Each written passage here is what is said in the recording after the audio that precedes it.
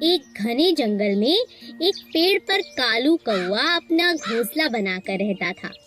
उसी पेड़ के नीचे एक सांप का बिल था। एक दिन कालू जब भोजन की तलाश में गया तो पीछे से सांप ने उसके अंडों को खा लिया। जब कौवा वापस अपने घोंसले में आया तो अपने बच्चों को ना पाकर बहुत उदास हो गया।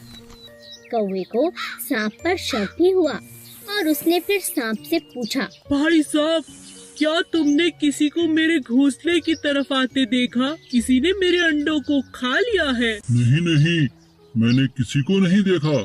मुझे नहीं पता तुम्हारे अंडे किसने खाए।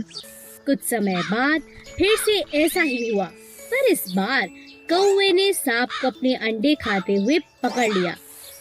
अच्छा, अब समझ आया, तुम ही मेरे अंडों को खा जाते हो। मुझे तुम पर पहले ही शक था। तुम्हारी इतनी हिम्मत कैसे हुई? मेरे अंडों को खा गए। मुझे भूख लगी थी, इसीलिए मैंने तुम्हारे अंडों को खा लिया। तुम मेरा कुछ नहीं बिगाड़ सकते। इतना कहकर सांप अपने बिल में चला गया।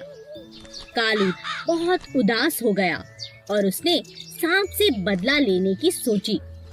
फिर वह उड़ता हुआ राजा के महल की तरफ चला गया। तभी उसकी नजर महारानी पर पड़ी, जो तालाब में स्नान कर रही थी।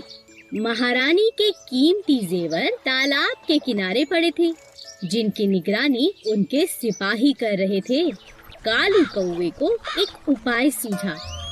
वह एक लंबा सा हार अपनी चोंच में फंसाकर उड़ने लगा। सभी सैनिक कौवे का पीछा करने लगे। कालू ने चालाकी से उस हार को सांप के बिल में डाल दिया। जब सैनिकों ने बिल में डंडा मारा, तब बाहर निकला सांप, जिसके गले में महारानी का हार था। सैनिकों ने पीट पीट कर सांप को जान से मार दिया और हार ले लिया। इसी तरह कालू कौवे ने सांप से अपना बदला ले लिया।